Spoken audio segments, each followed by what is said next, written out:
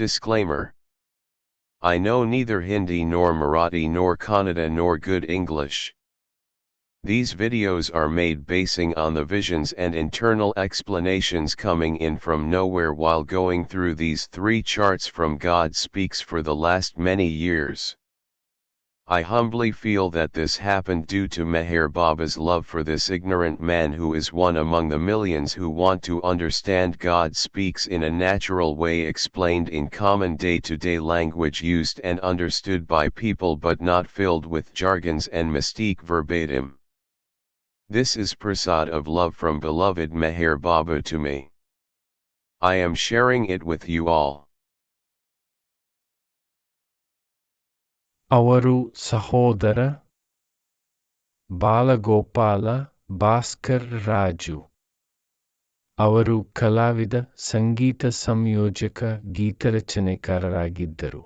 ಮೆಹರ್ ಬಾಬಾ ಅವರ ಹೆಸರು ಮತ್ತು ಅವರ ಸಂದೇಶಗಳನ್ನು ಹರಡುವಲ್ಲಿ ಅವರು ಆಂಧ್ರ ಪ್ರದೇಶದಲ್ಲಿ 360ಕ್ಕೂ ಹೆಚ್ಚು ವೇದಿಕೆ ಪ್ರದರ್ಶನಗಳನ್ನು ನೀಡಿದರು. ಈ ಗುಣಗಳಿಗೆ ಹೆಚ್ಚುವರಿಯಾಗಿ ಅವರು ಸರಳ ಮತ್ತು ಪ್ರಾಮಾಣಿಕರಾಗಿದ್ದರು. ಮೆಹರ್ ಬಾಬಾ ಅವರಿಗೆ ಸೇವೆ ಸಲ್ಲಿಸುವಲ್ಲಿ ಅವರು ನನ್ನ ಆದರ್ಶಪ್ರಾಯರು.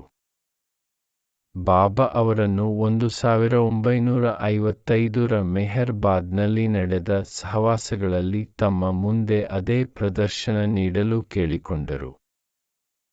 27-5-2004ರಂದು ನನಗೆ ಬರೆದ ಪತ್ರದಲ್ಲಿ ಭಾಸ್ಕರ ರಾಜು ಕಂಡ ನಿಜವಾದ ಬಾಬಾ ಅವರನ್ನು ನೋಡುವ ದೃಷ್ಟಿಯನ್ನು ನನಗೆ ನೀಡಬೇಕೆಂದು ಪ್ರೀತಿಯ ಬಾಬಾ ಅವರನ್ನು ಪ್ರಾರ್ಥಿಸುವುದಾಗಿ ಅವರು ಉಲ್ಲೇಖಿಸಿದ್ದಾರೆ. ಅವರ ಆಸೆಯನ್ನು ಬಾಬಾ ಈಡೇರಿಸಿರಬಹುದು.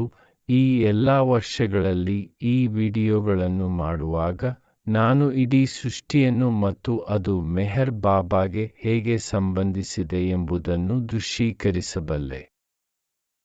ವೀಕ್ಷಕರಿಗೆ ಏನಾದರೂ ಪ್ರಯೋಜನಕಾರಿಯಾಗಿದ್ದರೆ ಅದು ಬಾಬಾ ಅವರಿಂದಲೇ ಮಾಡಲ್ಪಟ್ಟಿದೆ ಮತ್ತು ವಿಕೃತ ವಿಷಯಗಳು ಇವೆ, ಅವು ನನ್ನ ತಪ್ಪುಗಳು. ಜೈ ಬಾಬಾ.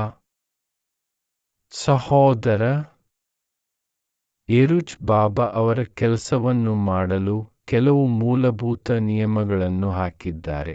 ಇದನ್ನು ನೀವು ಇಟ್ ಸೋ ಹ್ಯಾಪನ್ಡ್ ಪುಸ್ತಕದಲ್ಲಿ ಕಾಣಬಹುದು. 1.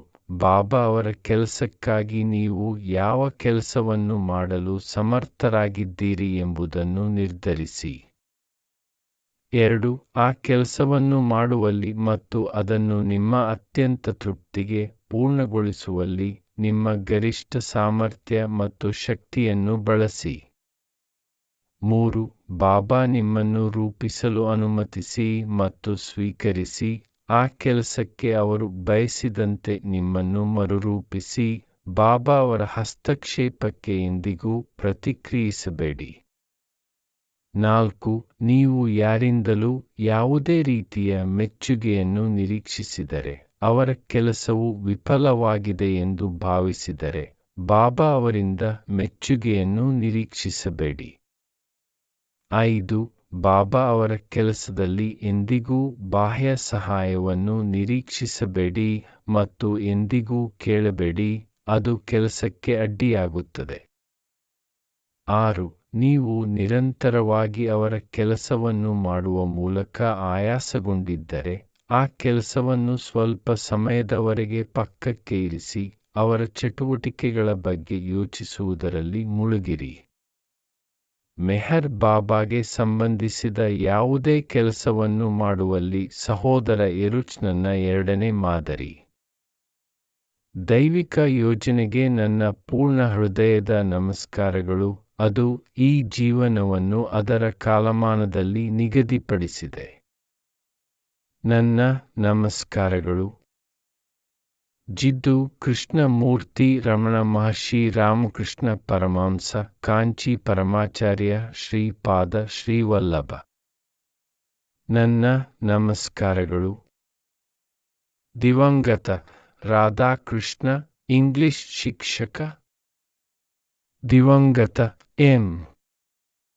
ಆನಂದ ರಾವ್ ವಿಜ್ಞಾನ ಶಿಕ್ಷಕ. ಆ ಕಾಲದ RSEWC ಪ್ರೌಢಶಾಲಾ ನಿರ್ವಹಣೆ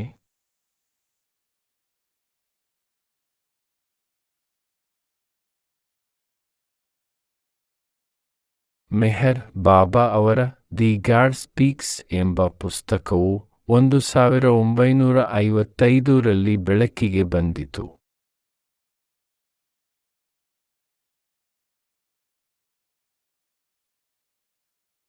ಬಾಬಾ ಈ ಪುಸ್ತಕವನ್ನು ತಮ್ಮ ಹೆಸರಿನ ಸಹಿಯೊಂದಿಗೆ ತಮ್ಮ ಕೆಲವು ಆಪ್ತ ಪ್ರೇಮಿಗಳಿಗೆ ನೀಡಿದ್ದರು.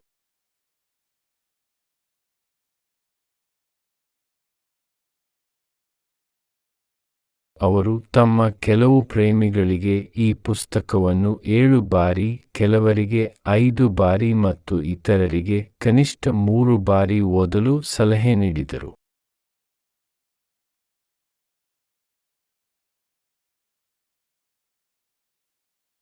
ಇಂಗ್ಲಿಷ್ ತಿಳಿಯದ ಒಬ್ಬ ಪ್ರೇಮಿಗೆ ನಿದ್ದೆ ಮಾಡುವಾಗ ಈ ಪುಸ್ತಕವನ್ನು ತನ್ನ ತಲೆಯ ಕೆಳಗೆ ಇಟ್ಟುಕೊಳ್ಳಲು ಅವರು ಸಲಹೆ ನೀಡಿದರು.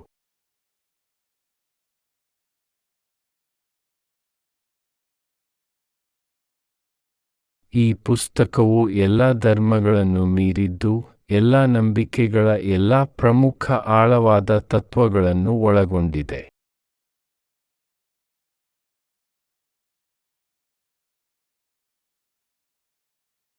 ನಾವು ಮಾನವರು ವಿಶ್ವ ಮತ್ತು ಸಹ ಮನುಷ್ಯರೊಂದಿಗೆ ಹೇಗೆ ಸಂಬಂಧ ಹೊಂದಿದ್ದೇವೆ ಎಂಬುದನ್ನು ಈ ಪುಸ್ತಕವು ಬಹಿರಂಗಪಡಿಸುತ್ತದೆ.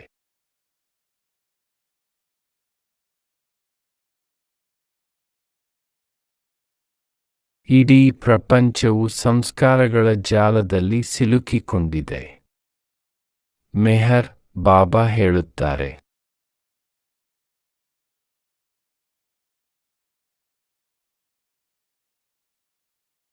ಸಂಸ್ಕಾರಗಳು ನಿರ್ಜೀವ, ಸಜೀವ ಜೀವಿಗಳು ಮತ್ತು ಮನುಷ್ಯರಿಂದ ಪಡೆಯಲ್ಪಟ್ಟ ಅನಿಸಿಕೆಗಳಾಗಿವೆ ಮತ್ತು ಒಟ್ಟು ಸ್ಪಂದಿಸುವ ಕಾರ್ಯವಿಧಾನ ಮತ್ತು ಪ್ರತಿಕ್ರಿಯಾತ್ಮಕ ಕಾರ್ಯವಿಧಾನವನ್ನು ಸಾಮಾನ್ಯವಾಗಿ ಸಂಸ್ಕಾರಗಳು ಎಂದು ಕರೆಯಬಹುದು.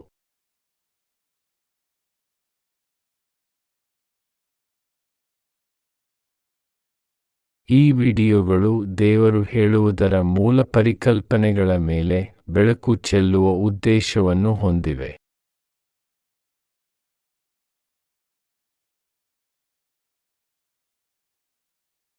ಈ ವಿಡಿಯೋಗಳು ಶಾಲೆಗೆ ಹೋಗುವ ಮಕ್ಕಳಿಗೆ ಮತ್ತು ಈ ಪುಸ್ತಕದ ಬಗ್ಗೆ ಅಥವಾ ದೈವಿಕ ವಿಷಯದ ಬಗ್ಗೆ ತಿಳಿದಿಲ್ಲದ ಆದರೆ ಕೆಲವೊಮ್ಮೆ ಅನುಭವಿಸುವ ಸಾಮಾನ್ಯ ಜನರಿಗೆ.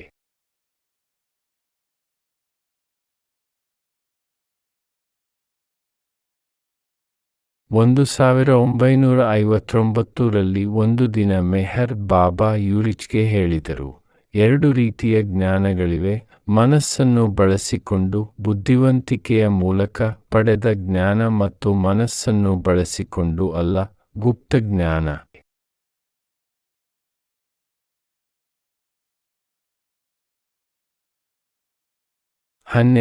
ನಂತರ ಬಾಬಾ ಮತ್ತಷ್ಟು ವಿವರಿಸಿದರು, 4 ವರ್ಷದ ಮಗುವಿಗೆ ಮೇಜು ಮತ್ತು ಕುರ್ಚಿಯ ಚಿತ್ರವನ್ನು ತೋರಿಸಬೇಕು, ಅದರ ಕೆಳಗೆ ಪದಗಳನ್ನು ಬರೆಯಬೇಕು.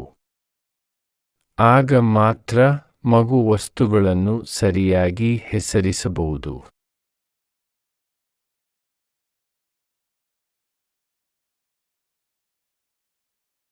ಮತ್ತೊಂದೆಡೆ ಅನಕ್ಷರಸ್ಥ ಮನುಷ್ಯನಿಗೆ ಮೇಜುಗಳು ಮತ್ತು ಕುರ್ಚಿಗಳ ಬಗ್ಗೆ ಎಲ್ಲವೂ ತಿಳಿದಿದೆ, ಆದರೆ ಪದಗಳನ್ನು ಓದುವುದು ಮತ್ತು ಬರೆಯುವುದು ಹೇಗೆ ಎಂದು ತಿಳಿದಿಲ್ಲ. ಪುಟ 129 ದಿ ಏನ್ಷಿಯಂಟ್ ಒನ್ನಿಂದ ಎಡ ಆವರಣ.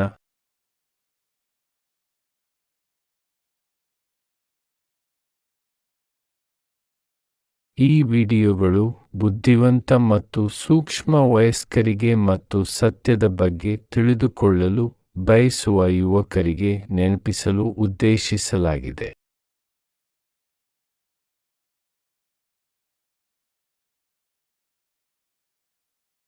ಮೆಹರ್ ಬಾಬಾ ಈ ಪುಸ್ತಕದಲ್ಲಿ ಅನೇಕ ಚಾರ್ಟ್ಗಳನ್ನು ಬಳಸಿ ಮಾನವರಲ್ಲಿ ಶಿಲಾ ಹಂತದಿಂದ ದೇವರ ಸಾಕ್ಷಾತ್ಕಾರದ ಸ್ಥಿತಿಗೆ ಪ್ರಜ್ಞೆಯ ಪ್ರಯಾಣವನ್ನು ವಿವರಿಸಿದರು.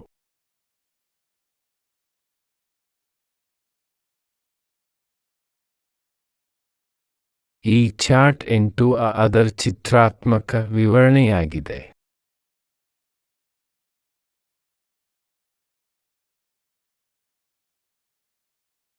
ಈ ಚಿತ್ರವನ್ನು ಎಹರ್ ಬಾಬಾ ಅವರ ನಿರಂತರ ಮೇಲ್ವಿಚಾರಣೆಯಲ್ಲಿ ರೇನೋ ಗಾಲಿ ಚಿತ್ರಿಸಿದ್ದಾರೆ. ಮೆಹರ್ ಬಾಬಾ ಅವರನ್ನು ವಿಶ್ವಮಟ್ಟದ ಬುದ್ಧಿಜೀವಿಗಳು ವೈಜ್ಞಾನಿಕ ಅವತಾರ ಎಂದು ಕರೆಯುತ್ತಾರೆ.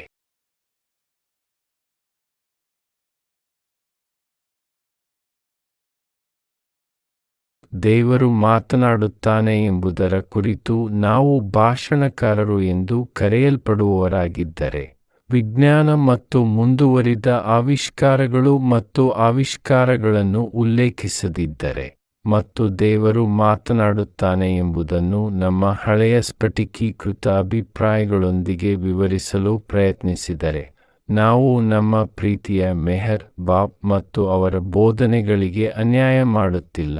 ನಾವು ನಮ್ಮ ಜ್ಞಾನವನ್ನು ವಿಸ್ತರಿಸೋಣ ಮತ್ತು ನಂತರ ಮೆಹರ್ ಬಾಬಾ ಅವರ ಸಂದೇಶಗಳನ್ನು ಹರಡೋಣ.